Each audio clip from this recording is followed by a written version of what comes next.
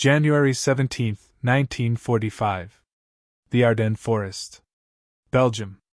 The morning mist clings to the frozen earth like a burial shroud. Through the skeletal remains of oak and pine, the deep rumble of diesel engines reverberates across the valley, a sound that has become synonymous with German invincibility. Inside the commander's cupola of a Panther Aus G, Hauptmann Klaus Steiner watches the tree line through Zeiss optics, his breath forming small clouds in the bitter cold. The leather of his gloves creaks as he adjusts the focus. Somewhere beyond those trees, American Sherman tanks are moving into position. He permits himself a thin smile. In the past 3 years, he has destroyed 42 Allied tanks. The Sherman, with its inadequate armor and underpowered gun, has become almost pitifully familiar, a mechanical victim that presents itself again and again to the superior German engineering. The kill ratio speaks for itself. For every Panther lost, 5 Shermans burn. Steiner's crew shares his confidence. They have earned it through blood and fire, from the steppes of Kursk to the hedgerows of Normandy. The radio crackles with the voices of other commanders, their tone casual, almost bored. They mock the American, Ronsons, nicknamed for the cigarette lighter, because they light up on the first strike. What Steiner cannot see, what none of them can anticipate in this frozen moment, is that the nature of armored warfare is about to transform before their eyes. The Americans have learned. They have adapted. And they are no longer fighting the war the Germans expect. The German panzer forces entered the Second World War with a doctrine forged in the fires of innovation and tactical brilliance. Heinz Guderian's theories of mobile warfare, the concept of Schwerpunkt, the concentrated spearhead thrust, had shattered the static mentality of the previous war.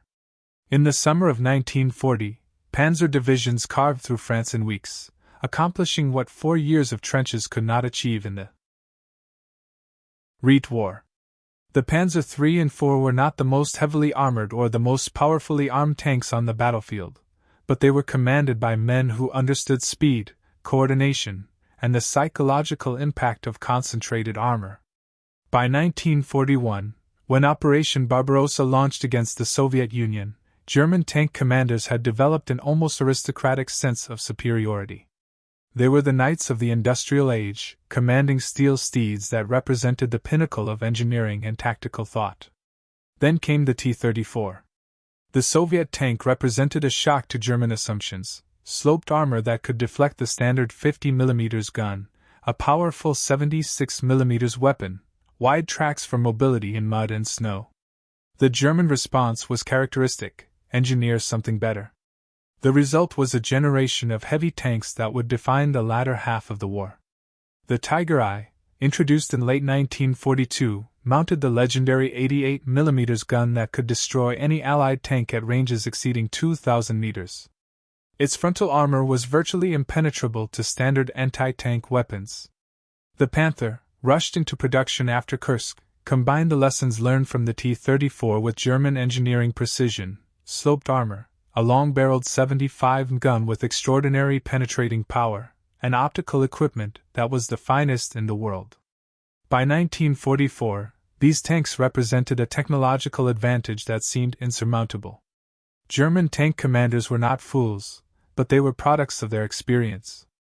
Oberleutnant Werner Folkheimer, who commanded a Tiger company in Normandy, wrote in his diary in June 1944, "The American Sherman is a tragedy in steel. They come at us in numbers, certainly, but numbers mean nothing when each shot we fire results in a funeral pyre. Yesterday, we engaged a column of 8 Shermans at 1,800 meters. All 8 were destroyed before they could close to effective range. Not one of my Tigers received more than superficial damage. The Americans are brave, I will grant them that. They continue to advance even when their comrades burn around them. But bravery without adequate equipment is simply a faster route to death." This assessment was not mere arrogance. It was supported by hard data. In the battles around Caen, a single Tiger commanded by SS Obersturmführer Michael Whitman destroyed an entire British armored column, 27 tanks and 28 other vehicles, in the span of 15 minutes. At Villers-Bocage, German heavy tanks consistently achieved kill ratios that seemed to defy logic. The 75mm gun mounted on the standard Sherman M4 could penetrate a Tiger's frontal armor only at ranges below 500 meters, and then only with perfect shot placement. The Panther's sloped glacis was even more resistant. American tankers were dying at a rate that troubled even hardened commanders. But buried in the casualty reports and after-action summaries, a different pattern was emerging. The Germans, for all their tactical brilliance and superior equipment, were fighting with a doctrine that belonged to a different phase of the war. They sought the open-field engagement, the long-range duel where their optical superiority and gun power could decide the outcome before the battle truly began. They expected the Americans to accept these terms, to advance across open ground, to present themselves as targets at ranges where German superiority was absolute. The Americans had other ideas. In the Bocage country of Normandy, American tank commanders began to understand something that would fundamentally alter the arithmetic of armored combat. Range is a luxury that depends on terrain. In the dense hedgerows, in the rubble-choked streets of French and German cities, in the close forests of the Ardennes and the Hurtgen, there were no 2,000-meter sight lines. There were corners and intersections, broken buildings and tree lines that reduced engagement distances to a few dozen meters. And at those ranges, the advantages of the German heavy tanks began to evaporate like morning frost in sunlight. Staff Sergeant Lafayette Poole, commander of an M4 Sherman named in the mood, developed tactics that would be studied in armor schools for decades afterward. Poole understood that he could not win a stand-up fight at long range. The solution was simple and terrifying: don't fight at long range. Close the distance using terrain, smoke, and the coordination of combined arms. The Sherman's gyroscopic gun stabilizer, a piece of technology that German tanks lacked, allowed it to fire accurately while moving, a critical advantage in close-quarters combat. Poole trained his crew to work with infantry, tank destroyers, and artillery as a seamless unit. His Sherman was faster, more maneuverable, and could be produced and replaced at a rate that made German planners weep. By the time Poole was wounded in September 1944, his crew had destroyed 12 German tanks, including multiple Panthers and Tigers. More importantly, they had survived, something German doctrine had suggested was impossible for a Sherman crew engaging heavy armor. The true revolution, however, came not from the Sherman but from what accompanied it. In the freezing forests of the Ardennes, as Hauptmann Steiner's Panther crews settled into their positions, they were unaware that American doctrine had evolved beyond their understanding. The M4 Sherman was never designed to fight German heavy tanks alone. It was designed as part of a system, and that system was now being deployed with devastating precision. The M10 and M18 tank destroyers represented a different philosophy of armored warfare. They sacrificed armor for speed and mounted guns powerful enough to threaten German heavy tanks. The M10's 3-inch gun, the M18's 76mm, and eventually the M36 with its 90mm gun that could penetrate a Panther's frontal armor at combat ranges. These vehicles were not intended for the frontal assault. They were hunters, designed to use their mobility to achieve flanking positions, to strike from unexpected angles, to turn the Germans' own tactical principles against them. And then there was the weapon that would haunt German tank commanders in their final year of the war, the M157mm recoilless rifle and its successor systems. But most importantly, the tactic of close-range tank hunting by infantry teams.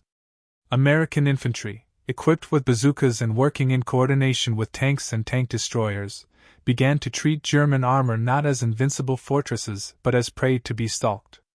In the rubble of Aachen, in the frozen villages of the Bulge, American soldiers discovered that a Panther's side and rear armor were vulnerable to weapons that could be carried by a two-man team.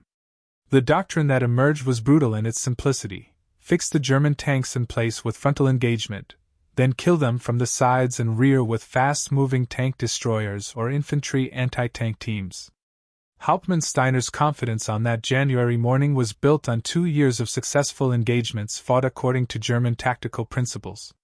What he did not understand, what he could not see from his cupola, was that the Americans were no longer fighting that war. The first indication came not with a thunderclap but with a whisper. Steiner's radio operator reported movement in the tree line. Shermans, advancing slowly, using the terrain. Standard procedure. Steiner ordered his gunner to acquire targets. Through his optics, he could see the distinctive profile of 3M4s, perhaps 800 meters distant. An easy engagement. His 75mm gun could penetrate their frontal armor at this range with certainty. He gave the fire command, and the Panther's main gun spoke with its characteristic crack and recoil. The lead Sherman erupted in smoke. The other two reversed behind trees, disappearing from view. Also standard. The Americans would reorganize, perhaps call for artillery, then try again.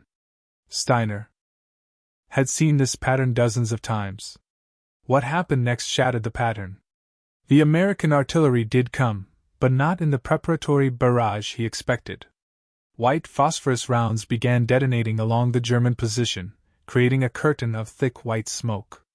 Steiner could hear other Panther commanders on the radio, reporting similar smoke screens across the entire front. Visibility dropped to less than 50 meters. The forest, already dense with winter vegetation, became a maze of shadows and uncertain shapes. In that moment, the Germans lost their primary advantage. The Zeiss optics that could identify targets at 2 kilometers were useless in the smoke. The long-barreled guns that dominated at range were reduced to point-blank weapons. The engagement had been transformed from a chess match into a knife fight, and in knife fights, speed and numbers matter more than armor and caliber. They came through the smoke like ghosts. M18 Hellcats, the fastest tracked vehicles on the battlefield, burst through the smoke screen at speeds exceeding 50 miles per hour. Their 76mm guns, firing on the move with shocking accuracy, targeted the side armor of the German tanks. A Panther's side plating was only 40mm thick, adequate against most weapons from the front, but vulnerable to the high-velocity armor-piercing rounds fired at point-blank range. Steiner's Panther shuddered as a round struck the turret's side, penetrating the armor and killing the loader instantly. The interior of the tank filled with smoke and the copper smell of blood. But the Hellcats were only part of the assault. Through the smoke, moving with the infantry, came Shermans equipped with the newer 76mm gun, not as powerful as the German 75mm or 88mm, but more than adequate at ranges measured in tens of meters rather than thousands. They worked in teams of 3 and 4, coordinating with infantry carrying bazookas, firing and moving, refusing to present static targets. Lieutenant Manfred Hoff, commanding a Panther 200 meters from Steiner's position, would later describe the experience in a letter written from a prisoner of war camp. It was not battle as we understood it. It was chaos. They were everywhere at once. We would engage a tank destroyer to our front, only to take fire from our flank. We would traverse the turret to meet the flank threat, and a bazooka team would emerge from the smoke behind us. Our advantages, the gun, the armor, the optics, became meaningless. The forest had become a maze, and we were trapped in it with predators who knew every path. For the first time since 1941, I felt not like a hunter but like hunted prey. The psychological impact was as devastating as the physical. German tank doctrine depended on the commander's ability to control the battle, to see the field and make decisions based on superior information. In the smoke-choked forest, with threats emerging from multiple directions simultaneously, that control evaporated. Panic spread through radio nets. Tank commanders who had calmly destroyed Allied armor at long range now found themselves fighting for survival at distances where a hand grenade could be a deadly threat. Steiner managed to extract his damaged Panther, falling back with 3 of his crew dead and his tank barely mobile. Of the 12 Panthers that had entered the engagement that morning, 5 were destroyed and 4 more were abandoned when they threw tracks trying to maneuver rapidly in terrain that favored the lighter, more agile American vehicles. The Germans had been outfought using their own principles: concentration of force, combined arms, exploitation of terrain, and aggressive action. But the true revelation came in the days that followed, as German tank commanders compared notes and tried to understand what had changed. The Americans had not acquired better tanks. The Sherman was still the Sherman, vulnerable and undergunned in direct comparison. What had changed was doctrine, training, and most importantly, the integration of a combined arms team that treated armor not as a decisive weapon but as one component in a larger system. American tank commanders had learned to measure victory not in kill ratios but in objectives achieved. If a Sherman destroyed a Panther, that was good. If a Sherman fixed a Panther in place long enough for a tank destroyer to kill it, that was equally good.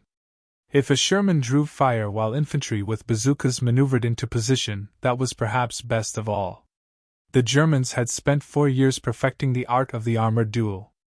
The Americans had decided to stop dueling. The symbol of this transformation became, oddly enough, not a weapon but a practice: the American willingness to replace losses immediately and completely. When a German tank was lost, it might take weeks to receive a replacement, if one came at all.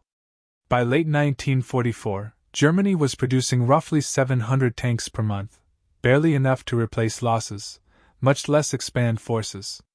The Americans were producing 2,000 medium tanks monthly, alongside thousands of tank destroyers, armored cars, and support vehicles.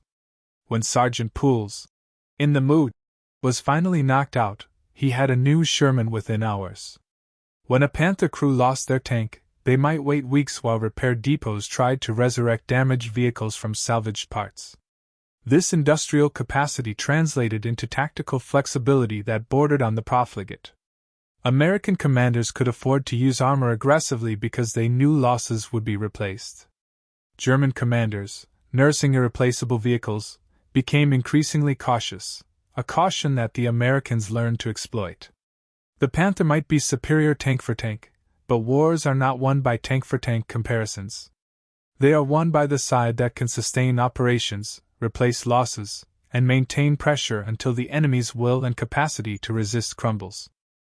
Oberst Hans von Luck, commanding a panzer regiment in the final months of the war, captured this bitter realization in his post-war memoir. "We had the better tanks, the better guns, the better optics. But they had everything else. They had the fuel we lacked, the ammunition we hoarded, the spare parts we scavenged. Most of all, they had the luxury of mistakes. When one of their tanks was destroyed, another took its place before the smoke had cleared. When one of our tanks was destroyed, we mourned not just the crew but the irreplaceable machine. We were fighting a rich enemy who could afford to spend lavishly, while we counted every round and prayed each tank would last another day.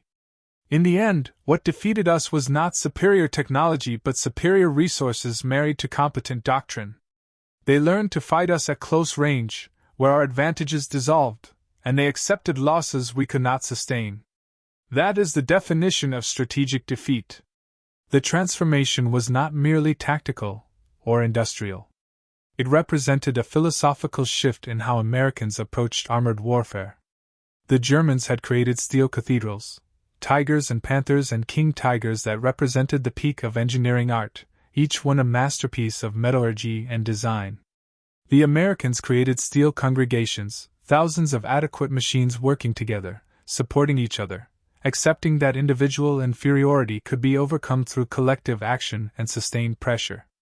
By February 1945, as the Allies pushed into Germany itself, the kill ratios that had given German commanders such confidence had become irrelevant. Yes, a Tiger could still destroy 5 Shermans, but the Americans had 15 Shermans, and a dozen tank destroyers, and infantry with anti-tank weapons, and air support, and artillery that could be called down within minutes. The mathematics of attrition had reversed. What mattered now was not how many enemy tanks you could destroy, but whether you could continue fighting tomorrow. In the ruins of German cities, in the forests along the Rhine, American tank crews developed an almost predatory confidence. They had learned the lessons that only survivors can teach: close the range, use terrain, coordinate with infantry, attack from multiple directions, accept losses as part of the cost of winning. The M4 Sherman, mocked in 1944 as a death trap, became by 1945 a symbol of American tactical evolution and industrial might. It was not the best tank on the battlefield, but it was good enough, and there were enough of them, supported by enough of everything else, to make German technological superiority a footnote in a story about adaptation and overwhelming force.